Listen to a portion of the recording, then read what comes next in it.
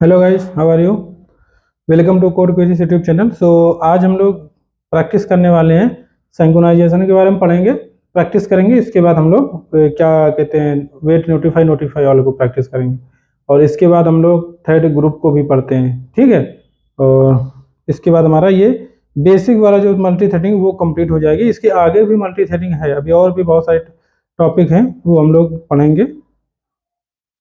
वो advance level की भी होती है, ठीक है। तो सबसे पहले हम लोग क्रिएट करते हैं एक सिंपल मल्टी थ्रेडिंग के अंदर एक क्लास। क्या क्या बोल दे, कुछ नाम देते हैं, सिंक टेस्ट, ठीक। यहाँ पे हम सिंक्रोनाइजेशन को जो हमने पढ़ाया था उसको टेस्ट करते हैं, ठीक है। सिंक्रोनाइजेशन के क्या मैंने यूज क्या किया था, किस लिए किया था? पैरेलल की जगह सिक्वेंशियल हमको एग्जीक्यूशन करना चाह रहे थे, ठीक है। यही तो चाह रहे थे। चाहे तो हम उसमें भी आपको टेस्ट दिखा सकते हैं। एक मिनट, ये थ्रेड टेस्टर था ना मेरा, इसमें हम सिंपली मैं ज्वाइन यूज कर रहा था, फिर स्टार्ट यूज किया था मैंने। ज्वाइन हटा देते हैं ये सब चीज़ें अननेसेसरी की। स्टार्ट स्टार्ट एक बार मैं चला के देखता हूँ, अगर ये चल जाता है सही एक्सपेक्टेशन के अकॉर्डिंग, तो इसी में हम एक पहले बता देंगे आपको। हमारी यही एक्सपेक्टेशन थी, ठीक है।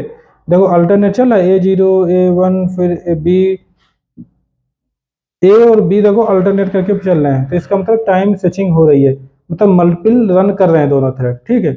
मल्टीपल मतलब पैरेलल मल्टीपल थ्रेड, मतलब टू थ्रेड। मल्टीपल में कितने हैं? टू थ्रेड हमारे पास है।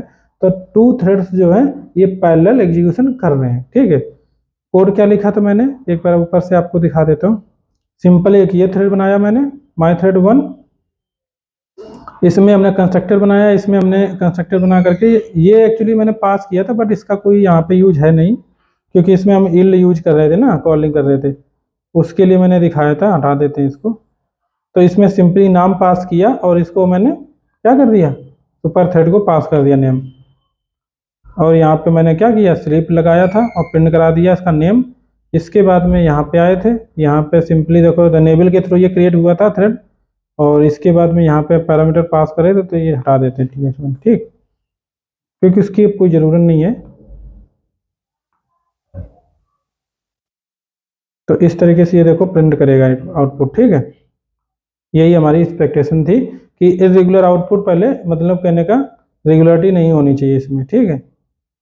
टाइम स्विचिंग करके आउटपुट दे रहा है, तभी तो पता चलेगा पैरेलल, मतलब A1 भी वर्क कर रहा है, A2 भी वर्क कर रहा है, ठीक है। इस तरीके से यही पैरेलल है। तो एक बार आपको फिर से कोड टॉप से बॉटम दिखा देते हैं, अगर आप नोट करना भी है तो कर भी सकते हो आगे चल के,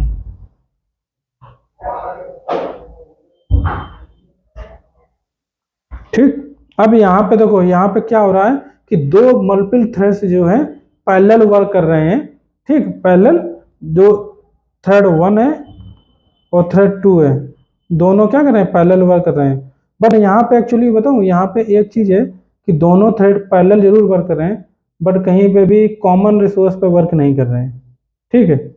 कॉमन रिसोर्स पे वर्क नहीं कर रहे हैं यहाँ पे, ठीक है। तो वो वाला केस अलग था। तो मैं चाहता हूँ, मुझे लगता है कि यहाँ पे वर्क नहीं करेगा, हम दूसरा ही बनाते हैं अपना, ठीक है। तो डेटा इनकंसिस्टेंसी की प्रॉब्लम तभी आती है जब कोई कॉमन रिसोर्स पर वर्क होता है, ठीक है। कॉमन रिसोर्स क्या, मान लो एक कॉमन क्लास बना लेते हैं। क्लास मान लो क्लास एक है इंक्रीमेंट वेरिएबल, ठीक है। इंक्रीमेंट,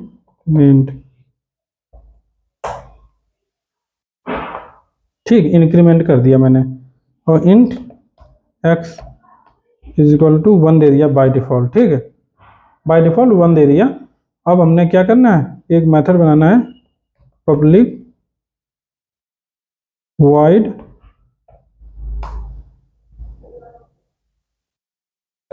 इंक्रीमेंट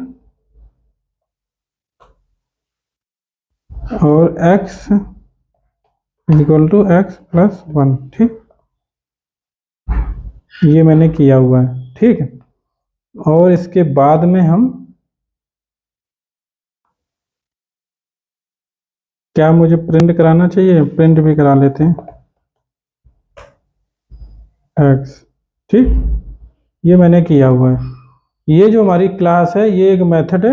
अब यहाँ इस क्लास के इस मेथड को हम दो थ्रेड के थ्रू कॉल करवाएंगे इसको, ठीक है, दो या तीन के थ्रू करवा सकते हैं।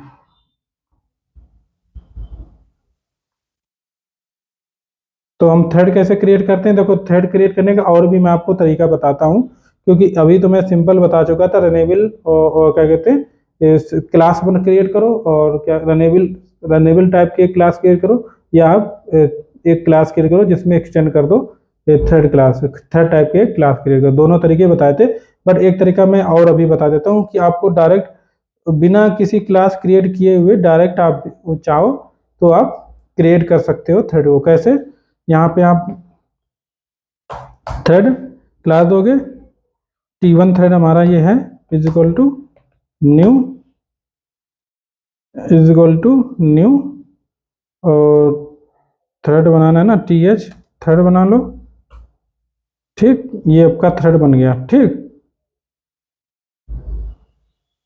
ये आपका थ्रेड बन गया। तो अब इस थ्रेड में जब हम कभी थ्रेड क्लास का यूज करते हैं, हमारी खुद की तो क्लास है नहीं थ्रेड क्लास, जिसमें हमने रन इम्प्लीमेंट कर रखा हो मेथड, वहां पे अपनी टास्क बना रहा, टास्क तो लिखना ही पड़ेगा ना, तो यहाँ पे हम टास्क तो नहीं लिख सकते हैं, बट हम क्लास भी नहीं क्रिएट करना चाहते, तो यहाँ पे एक इस तरीके से भी आप कर सकते हो, सिनोन एनोनिमस क्लासेस एक तरीके की होती हैं, उनको हम यूज कर सकते हैं, न्यू रनेबल, ठीक है,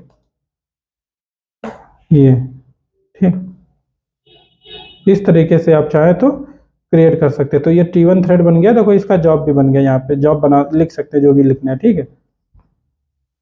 और अब चाहो तो यहाँ पे T2 थ्रेड बना लो, तो दो थ्रेड हमारे क्रिएट हो गए, T1 और T2, ठीक है, ये T1 थ्रेड हो गया, ये T2 थ्रेड हो गया। अब यहाँ से मुझे करना क्या था, ये जो क्लास है, ठीक, ये क्लास है, इस क्लास के वेरिएबल को इंक्रीमेंट करके प्रिंट कराना था, ठीक है। पहले मैं ऐसे करता हूँ अलग तरीके से, फिर दूसरी इंक्रीमेंट नहीं, पहले हम सोच रहे हैं कि सही तरीके से थोड़ा करता हूँ, यहाँ पे इंक्रीमेंट, कौन सा टेस्ट पहले करना चाहिए मुझे, शेयर वाला करना चाहिए, ठीक है, क्योंकि मुझे इशू दिखाना है आपको।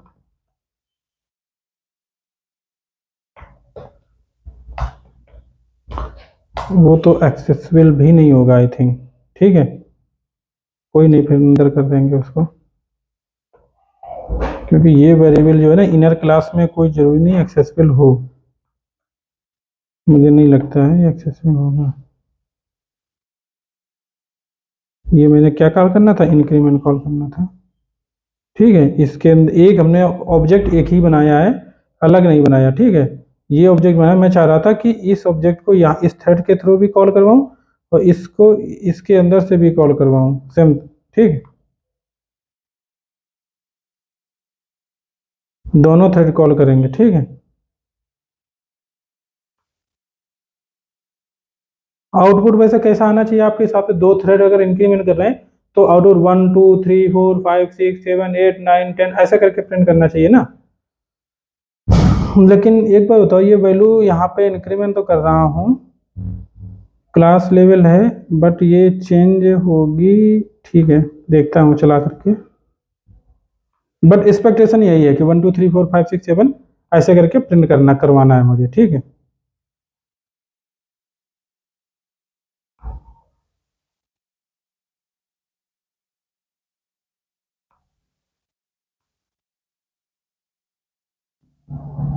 अभी मैंने थ्रेड स्टार्ट नहीं किया, ठीक,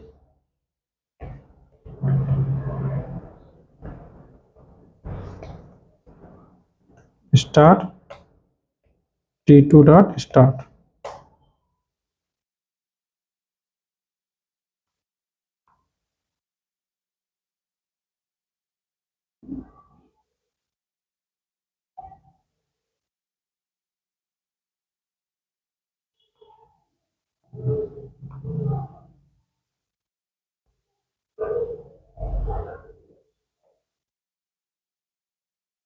देखो एक ऑब्जेक्ट हमारा था बट मैंने 2 ही बार थ्रेड का कॉल करवाया ना, इसलिए 2 बार प्रिंट किया। बट इसने 3 क्यों प्रिंट किया है? एक्स तो 1 था ही, x is equal to 1 plus 1 2 होता, ठीक है। बट इसने 3 कैसे प्रिंट कराया? मतलब इस थ्रेड ने जब कॉल किया होगा, एक थ्रेड में चलाता हूँ पहले, ठीक है, एक थ्रेड चलाएंगे तब। यहाँ पर पहले इसको हम T2 कॉल कराते हैं, यहाँ पर T1 कराते हैं, इसको भी हम कमेंट मारते हैं, ठीक है। देखते जाना, यहाँ पे ये 2 कॉल कर रहा है, 2 प्रिंट कर रहा है, ठीक है। ये भी 2 प्रिंट कर रहा है, मतलब कहने का ये एक थ्रेड जब चला तो इसमें क्या किया, 1 ये था और प्लस 1 ये 2 ले लिया और 2 यहाँ पे प्रिंट करा दिया, ठीक है। लेकिन जब 2 प्रिंट कर रहे हैं तो 2 कैसे कर रहे हैं? मतलब हमारा एक्सपेक्टेशन के अकॉर्डिंग डेटा नहीं आ रहा है। कहने का मतलब हमारा यही है कि हमारी क्या एक्सपेक्टेशन है उसके अकॉर्डिंग नहीं है, चेंज हो रहा है। मल्टीपल थ्रेड कर रहे हैं तो इस हिसाब से तो वैल्यू, अगर 2 थ्रेड इंक्रीमेंट करा रहे हैं तो 3 ही क्यों, दोनों क्यों प्रिंट कर रहे हैं? एक को 2 प्रिंट करना चाहिए, एक को 3 प्रिंट करना चाहिए, ऐसे करना चाहिए ना। लेकिन ऐसा क्यों हो रहा है कि ये दोनों ही 3 प्रिंट कर दे रहे हैं? कुछ भी डिफरेंस नहीं आ रहा था, है ना। लेकिन कब ऐसा जो हमेशा नहीं होगा, हो सकता है सही भी आ जाए, कोई ज़रूरी नहीं है। और आ भी गया, देखो 2 और 3। तो कहने का मतलब ये हमेशा ऐसा नहीं होने वाला है कि हमेशा ही बग आए, बट ये तब ये कभी कभी आ सकती है, तो कभी कभी वाला तो गलत ही होता है ना। अब इसको कई बार हम रन कराते हैं, देखो फिर 3-3 आ गया, है ना। फिर रन कराएं तो सही चल जाए, फिर सही चल गया, है ना। फिर कहो सही चल जाए, अभी सही नहीं चला। तो कहने का मतलब ये कोई इरेगुलर आउटपुट आ रहा है, मतलब कोई एक्सपेक्टेशन के अकॉर्डिंग सही से नहीं चल रहा, जबकि हमारा कोड ऐसे ही लिखते हैं ना हम लोग कि एक जो भी आउटपुट दे वो हमेशा एक ही टाइप का दे, ठीक है। तो बग यहाँ पे है ना, बग है। तो हम कैसे सुधारेंगे इसको? एक तरीका और है कि अगर हम क्योंकि हम शेयर्ड रिसोर्स मतलब एक ही ऑब्जेक्ट यूज कर रहे हैं ना, अगर हम ऐसा करें कि हम दोनों में अलग अलग ऑब्जेक्ट बना के पास करें, ये ऑब्जेक्ट अलग हो जाएगा, वो ऑब्जेक्ट अलग हो जाएगा, तो फिर हमारा इंक्रीमेंट नहीं होगा। बात ये भी प्रॉब्लम है ना, फिर तो हमारा एक तरीके से इंक्रीमेंट नहीं होगा, सेम वैल्यू रहेगा दोनों हमेशा। तो ये भी नहीं हम चाहते हैं, ठीक है। जैसा कि देखो बार बार हम करेंगे तो सेम ही सेम रहेगा, है ना। ये भी नहीं हो, तो ये भी प्रॉब्लम है। कहने का मतलब प्रॉब्लम यहाँ पे भी है कि हम, प्रॉब्लम क्या है यहाँ पे, हम जो चाहते थे 2 और 3 ऐसे करके प्रिंट इंक्रीमेंटल वैल्यू चले, बट वो 2 थ्रेड के थ्रू होएगा नहीं, क्योंकि दोनों में अलग अलग ऑब्जेक्ट है। मैंने बताया ना कि यहाँ पे अगर थ्रेड्स जो हैं अगर कॉमन रिसोर्स यूज कर रहे हैं, ठीक, तब इशू आता है इनकन्सिस्टेंसी का, और तभी हम लोग सिंक्रोनाइज की तरफ जाने की कोशिश करते हैं। अदरवाइज हमें सिंक्रोनाइज की तरफ जाने की कोई जरूरत ही नहीं है, ठीक है। कॉमन रिसोर्स अगर नहीं है तो फिर कोई दिक्कत ही नहीं। अगर 2 थ्रेड सारे थ्रेड अपना अलग अलग ऑब्जेक्ट यूज कर रहे हैं तो सिंक्रोनाइजेशन का कोई यूज नहीं है, ठीक है, तो यूज करने की कोई जरूरत नहीं थी। बट जब कॉमन रिसोर्स यूज हो रहा हो तब हमें जरूरत पड़ती है, जैसे कि अब यहाँ पे मैंने इसीलिए टॉप पे इसका ऑब्जेक्ट पहले बनाया था, ठीक है। ये टॉप पे ऑब्जेक्ट बनाया, इसी ऑब्जेक्ट को हम यूज करेंगे, क्योंकि जब एक ही ऑब्जेक्ट पे हम इंक्रीमेंटल कुछ इंक्रीमेंट एक ही ऑब्जेक्ट के वेरिएबल को एक पहले थ्रेड 1 से इंक्रीमेंट करवाएंगे, फिर थ्रेड 2 से इंक्रीमेंट करवाएंगे, थ्रेड 3 से इंक्रीमेंट करवाएंगे, तो तब कहीं जा करके क्या होगा, तब कहीं जा करके वैल्यू इंक्रीमेंट होगी। अब देखना एक और तरीका मैं बताता हूँ, मल्टीपल थ्रेड्स और क्रिएट करता हूँ, इससे ज़्यादा मुझे 10 तक वैल्यू चाहिए, ठीक है। अगर मुझे कितने तक वैल्यू चाहिए, 10 तक वैल्यू चाहिए। अभी तो सिंपल था 1 2 था सिर्फ, ठीक है। अभी इससे भी ज़्यादा मैं, और देखो कोड जब हम लोग ब्रॉड प्रोजेक्ट बनाते हैं तो वहाँ तो ये छोटा मोटा नहीं होता है, बहुत ज़्यादा होता है वहाँ पे, ठीक है, बहुत सारा कोड होता है।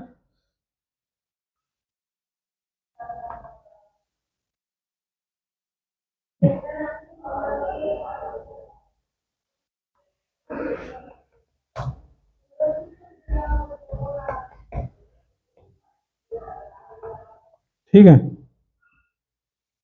यहाँ पे हम मल्टीपल थ्रेड्स बना रहे हैं, ठीक, एक थ्रेड नहीं बना रहे हैं, बहुत सारे थ्रेड बना के स्टार्ट कर रहे हैं।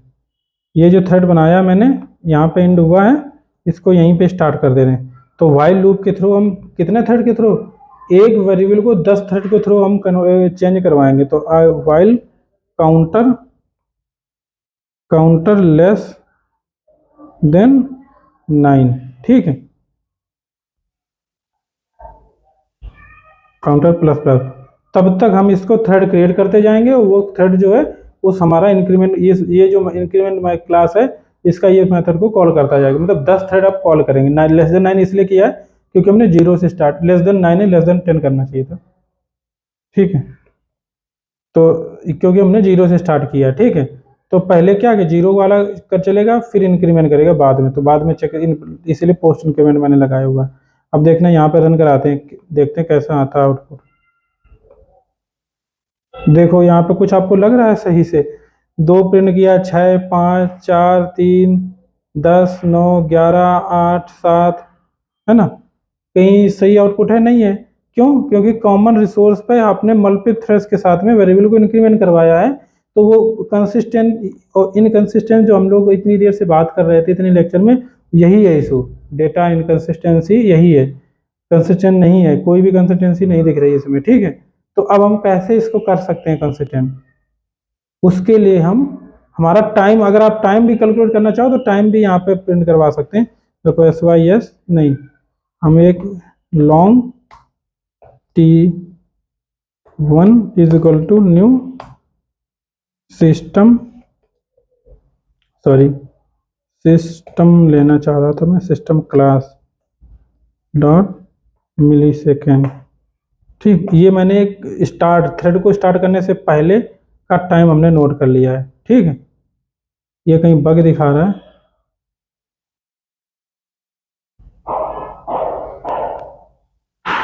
मैंने लॉन्ग तो यूज किया है ऑलरेडी से, नहीं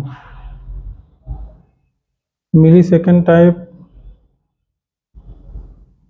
अच्छा न्यू मैंने यूज कर रखा है ना, ये सॉरी, ये था प्रॉब्लम, ठीक। तो हम इसको कॉपी करते हैं फिर से, और यहाँ पे हम T2 देते हैं, ठीक। अभी 10 में ज़्यादा कोई हो सकता है डिफरेंस ना दिखे, और डिफरेंस ना भी दिखे बिल्कुल भी, बट फिर भी कोशिश करते हैं, क्यों नहीं। अब बढ़ा देंगे लूप और हम 100 कर देंगे अगर कम दिखा डिफरेंस, अगर डिफरेंस हमें इस नहीं समझ में आया, ठीक है। तो ये एक तरीके का था। ये इसमें बग दिखा रहा है कुछ, डुप्लीकेट लोकल वेरिएबल क्यों दिखा रहा है? अच्छा ये T1 मैंने यहाँ पे ले रखा है, ठीक है। T1 की जगह हम मिली सेकेंड लिख देता हूँ, ठीक है। मिली सेकेंड 1, मिली सेकेंड 2, मिली सेकेंड 2 से हम मिली सेकेंड 1 को घटा देंगे, ठीक। ये अब इसको रन कराते हैं। एक्चुअली एक मैसेज भी दे दूं जिससे पता चले कि ये हमारा टाइम है, ठीक है।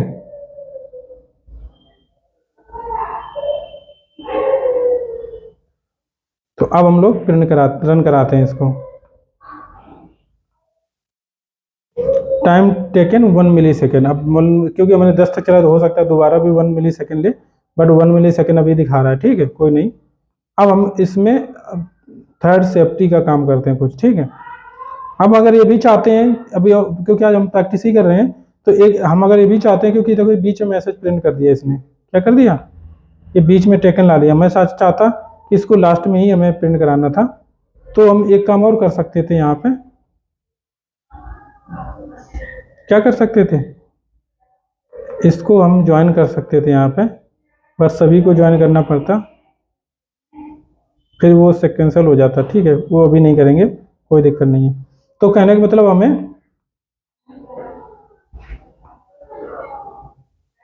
अब हमें यहाँ पे रिजॉल्व करना है डेटा की इनकंसिस्टेंसी को। तो हम क्या करेंगे, यहाँ पे सिंपल सिंक्रोनाइज कीवर्ड यूज करेंगे,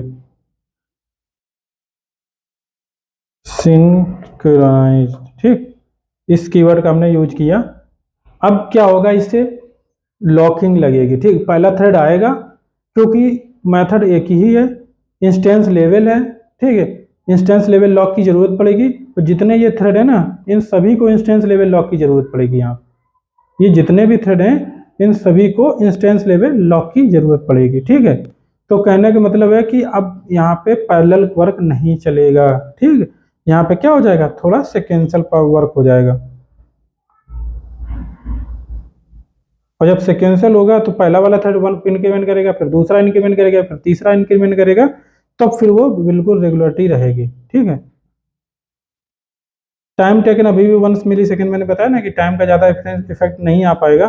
देखो 2 3 4 5 6 7 8 9 10 11 चल रहा है, सही कि नहीं। क्यों 2 से इसलिए किया क्योंकि यहाँ पे हमने 1 कर रखा था इसको, और 1 को इंक्रीमेंट करके 2 हो जाता है ना, तो यहाँ पे हम 0 कर दें तो 1 से प्रिंट कर देगा।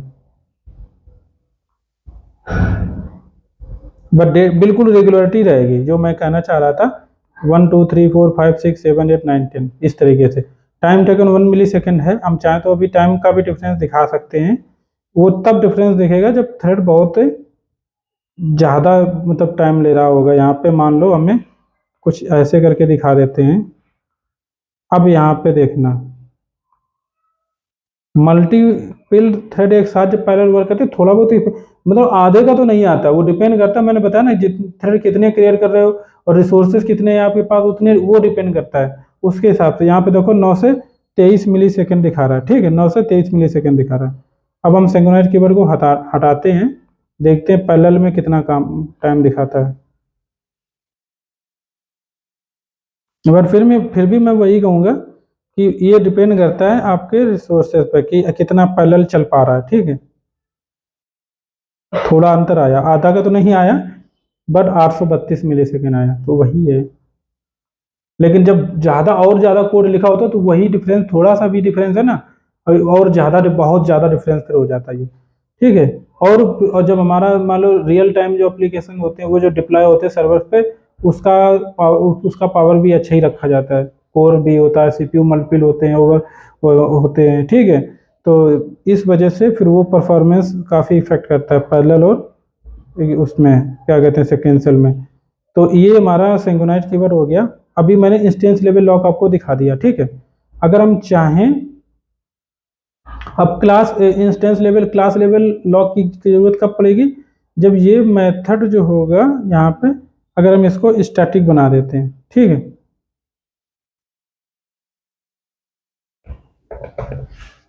ये मेथड इंक्रीमेंट है, इसको स्टैटिक बना दें, ठीक।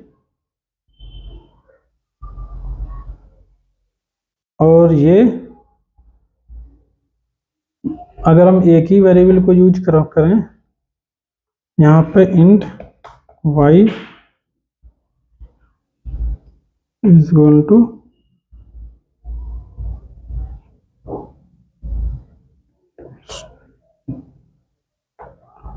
Static y is equal to, हम डालते हैं यहाँ पे, अगर x डालें नहीं जाएगा ना,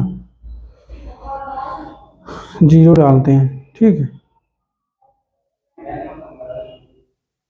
अच्छा इंट टाइप का है, x अगर हम डालते हैं नहीं जाएगा, ठीक है, 0 डालता हूँ, ठीक है। अब यहाँ पे हम y यूज करते हैं, ठीक।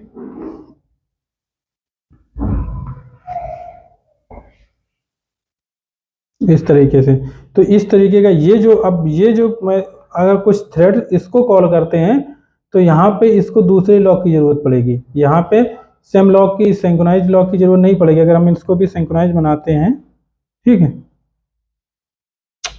सिंक्रोनाइज बनाते हैं और इसको भी हम अगर सिंक्रोनाइज बनाते हैं, इसको भी मान लो ये सिंक्रोनाइज अगर ये सिंक्रोनाइज ये नहीं है तब तो फिर कोई बात ही नहीं है, ठीक। Non synchronize method parallel work मतलब पैरेलल कॉल हो ही सकते हैं, इसमें कोई प्रॉब्लम नहीं है, ठीक है। जैसे कि अगर मैं मान लो एक इंस्टेंस लेवल ये है, ठीक, इंस्टेंस लेवल ये है और इंस्टेंस लेवल ये भी है, तो ये और ये दोनों पैरेलल कॉल हो सकते हैं, ठीक है, इसमें कोई प्रॉब्लम नहीं।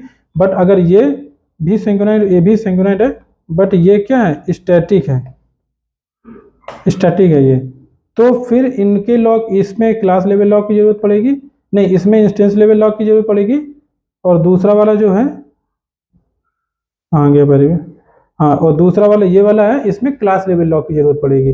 तो इसमें इसके अगर मान लो अब ये दो थ्रेड अगर चाहें तो दोनों पैरेलल वर्क कर सकते हैं, मतलब ये भी पैरेलल चलेगा, ये भी पैरेलल चलेगा, ठीक है। लेकिन हम इसको दिखाने के लिए हम क्या कर सकते हैं, कि ये पैरेलल चल जाएगा। ठीक है, अगर हम यहाँ पे स्टैटिक वेरिएबल लेते हैं कॉमन दोनों के लिए, ठीक है, क्योंकि दोनों स्टैटिक वेरिएबल जो मैंने बताया ना कि नॉन स्टैटिक वेरिएबल जो है स्टैटिक मेथड के अंदर से सिर्फ और सिर्फ स्टैटिक वेरिएबल या प्रॉपर्टीज ही यूज कर सकते हो आप, ठीक है। लेकिन अगर आप इंस्टेंस लेवल मेथड है उसके अंदर से स्टैटिक और नॉन स्टैटिक दोनों यूज कर सकते हो, ठीक है। तो इसलिए यहाँ पे हम लोग यूज कर पा रहे हैं स्टैटिक वेरिएबल को इंस्टेंस लेवल मेथड के अंदर से भी। तो अगर एक ये भी हम चाहते हैं ये थ्रेड, इसको हम वाई करते हैं, तो ये थ्रेड इंक्रीमेंट करे कुछ वैल्यू को और ये भी इंक्रीमेंट करे, दोनों एक साथ इंक्रीमेंट करेंगे, ठीक है। जो हमारा थ्रेड चल रहा है, थोड़ा मैं टाइम दे देता हूँ यहाँ पे, क्योंकि टाइम अगर मैं दे दूंगा तभी प्रॉपरली आउटपुट समझ में आएगा, ठीक है। अभी भी मैंने टाइम नहीं दिया था इस वजह से ये, क्योंकि लूप वन वैल्यू वेरिएबल को इंक्रीमेंट करने में कितना टाइम लगता है, कोई टाइम नहीं लगता है।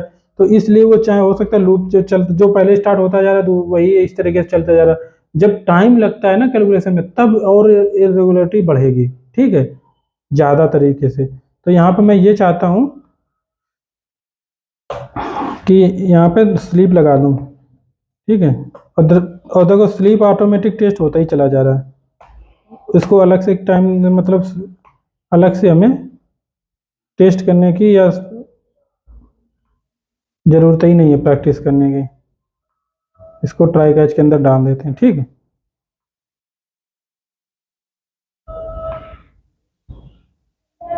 ये y बराबर वाई प्लस वन, वाई बराबर वाई प्लस वन यहाँ पे भी हो रहा है, 1 सेकंड का वेट लग रहा है, इसका मतलब थ्रेड दो सारे स्टार्ट हो चुके होंगे, ठीक है। 1 सेकंड में तो पूरा लूप खत्म हो चुका होगा। अगर हम 10 थ्रेड भी यहाँ पे बनाते हैं, 100 तो बहुत ज़्यादा हो जाएगा, बट 10 थ्रेड भी अगर हम बनाते हैं तो 10 के 10 थ्रेड क्या होंगे, स्टार्ट हो चुके होंगे, ठीक है। लेकिन हम एक चाहते हैं, एक बात और चाहते हैं, क्या चाहते हैं हम, कि अगर ये काउंटर वेरिएबल इफ ये जो काउंटर वेरिएबल है अगर मॉडुलाइज बाई 2 है, ठीक, मतलब इवन नंबर है, बट ये काउंटर वैल्यू एक्सेसिबल होगा, ये नहीं है हो रहा ना, हाँ ये एक्सेस नहीं हो पाएगा। इसके लिए हम क्या कर सकते हैं, अच्छा यहाँ पे ओबीजे ऑब्जेक्ट था ना, बट हम चाहते हैं एक एक करके करते ना, अल्टरनेट करके अल्टरनेट कर लेते हैं हम अपनी तरफ से, ठीक है, क्योंकि हम दोनों को कॉल करवाना चाह रहे हैं ना इसलिए।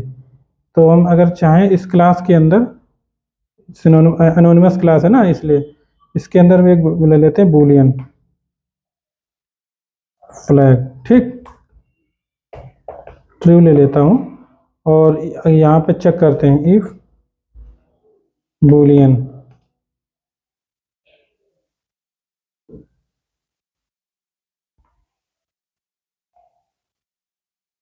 क्या यार,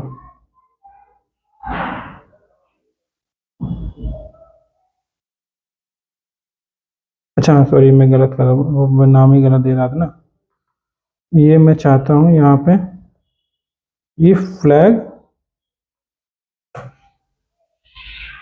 ठीक, इल्स ओबीजे डॉट इंक्रीमेंट, ये वाला कॉल हो, ठीक। लेकिन एक तरीका और अपनाना पड़ेगा, ये फ्लैग जो हमारा है जब एक बार कॉल हो जाएगा ना इज इक्वल टू फ्लैग, ये डालना पड़ेगा।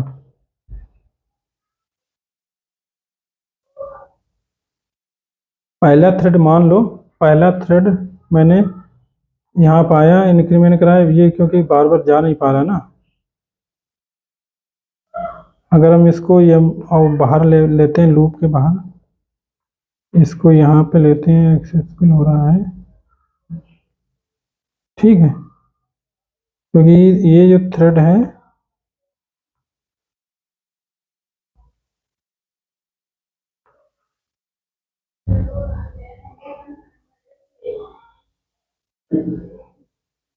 हम्म।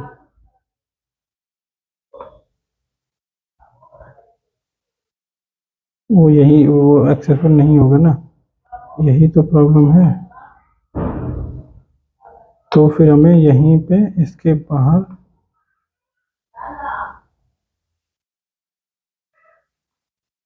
इसके अंदर एक काम करते हैं, इसको इस जगह पे हमें कुछ ऐसा करना पड़ेगा जिससे कि ये इल्स में जाए, अदरवाइज कोई मतलब ही नहीं बनता है ना।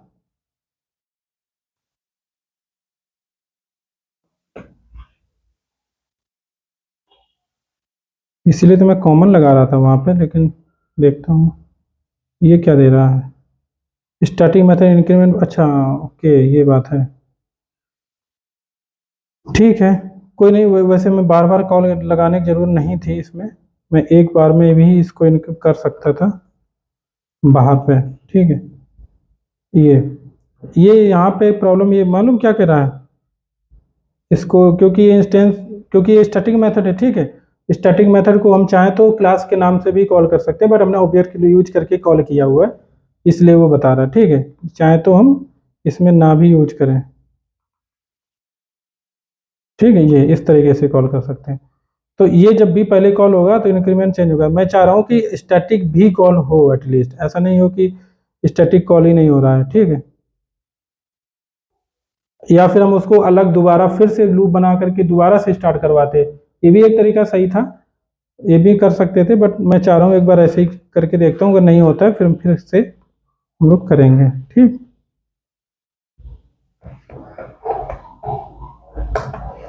स्टैटिक है ये।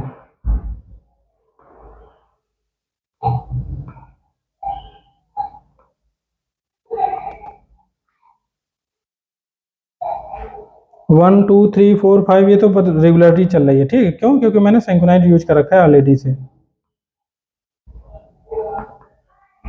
ये अच्छा, सिंक्रोनाइज यूज कर रखा है, बट ये जो लॉक है, ओके, हमारा मुझे लगता है वो कॉल नहीं हुआ अभी। ठीक है, कौन सा? स्टैटिक वाला, तभी इरेगुलरिटी आ रही, क्योंकि मुझे इरेगुलर नहीं चाहिए था यहाँ पे, हमें इरेगुलर चाहिए था, बट वो कॉल नहीं हुआ है, इस वजह से ये इरेगुलर चल रहा है। ठीक है, क्योंकि वेरिएबल फ्लैग चेंज नहीं हो रहा है, मुझे ऐसा लग रहा है।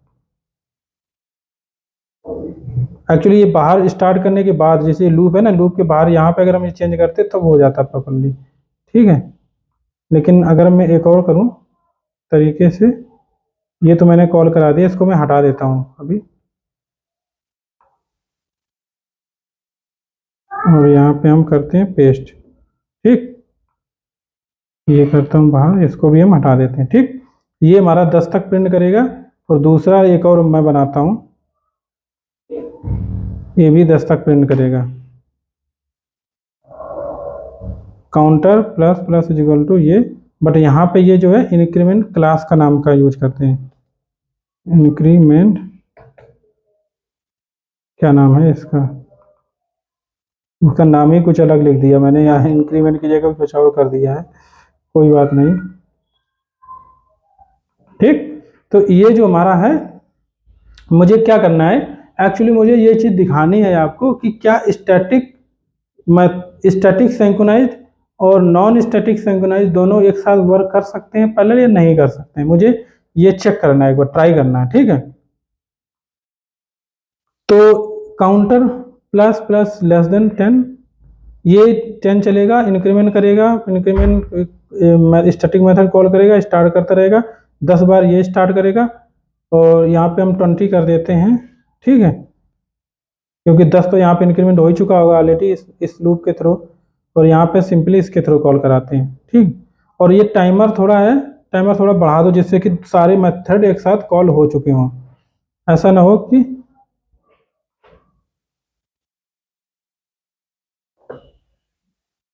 ठीक है, 2 सेकंड कर दो, जिससे कि ये क्लियर हो जाए कि थ्रेड सारे कॉल हो चुके हैं। और दूसरा एक चीज़ और मैं बताता हूँ, ये प्रिंट मत कराओ, बाद में प्रिंट कराओ। ये बाद में प्रिंट कराने से क्या होगा कि इतनी देर में सारे थ्रेड ऑलरेडी स्टार्ट हो चुके होंगे। अब इसको कब प्रिंट कराना है, अगर सिक्वेंशियल होगा तो फिर अब फिर भी वो एक एक करके ही प्रिंट करेगा, ठीक है। इसमें स्टैटिक वाला भी चलना चाहिए हमारे हिसाब से, और नॉन स्टैटिक वाला भी चलना चाहिए, ठीक है। अब देखते हैं आउटपुट। पहले देखो स्टैटिक वाला प्रिंट हुआ 1, फिर स्टैटिक से नॉन स्टैटिक चल गया, देखो 2 4, फिर स्टैटिक 4 आ गया, फिर नॉन स्टैटिक 5, फिर static 6, non static 7, static 8, non static 9, static 10, non static 11, static 12, non static 13। तो ये देखे, ये होता है, ये चीज़ मुझे दिखानी थी, और ये प्रूफ भी हो गया कि हमारा जब भी इंस्टेंस लेवल सिंक्रोनाइज्ड मेथड हो और स्टैटिक सिंक्रोनाइज्ड मेथड हो, तो उस जगह पे अगर, ठीक है, अगर उस जगह पे वहां पे अगर दो मल्टीपल थ्रेड्स वर्क कर रहे हैं सेम इंस्टेंस का यूज करके, यहाँ पे देखो, यहाँ पे कोई अलग मैंने इंस्टेंस भी नहीं लिया है, यही एक मेन बहुत बड़ा रीजन है। ये जो है ये इसको यूज कर रहा है यहाँ पे, ये तो क्लास लेवल है तो यहाँ पे इंस्टेंस भी यूज कर सकते थे, ठीक है, क्योंकि स्टैटिक है, स्टैटिक को क्लास नाम से हम यूज कर सकते हैं, ठीक है। तो कहने का मतलब यहाँ पे सिंक्रोनाइज दोनों हैं, बट फिर भी सिंक्रोनाइज तरीके से वर्क नहीं कर रहे हैं। कैसे वर्क कर रहे हैं? ये दोनों वर्क कर रहे हैं, देखो, है ना। अभी भी आपको लग रहा होगा कि हमने क्लास नाम यूज किया इस वजह से, उसका कोई मतलब नहीं है। यहाँ पे कुल मिला के static synchronize method, non static synchronize method दोनों पैरेलल वर्क कर सकते हैं सेम रिसोर्स, अगर कॉमन, क्योंकि कॉमन ऑब्जेक्ट के थ्रू अगर भी कॉल करो तब भी, ठीक है। तो वो क्योंकि वो क्लास लेवल लॉक यूज करता है, एक इंस्टेंस लेवल लॉक यूज करता है, ठीक है।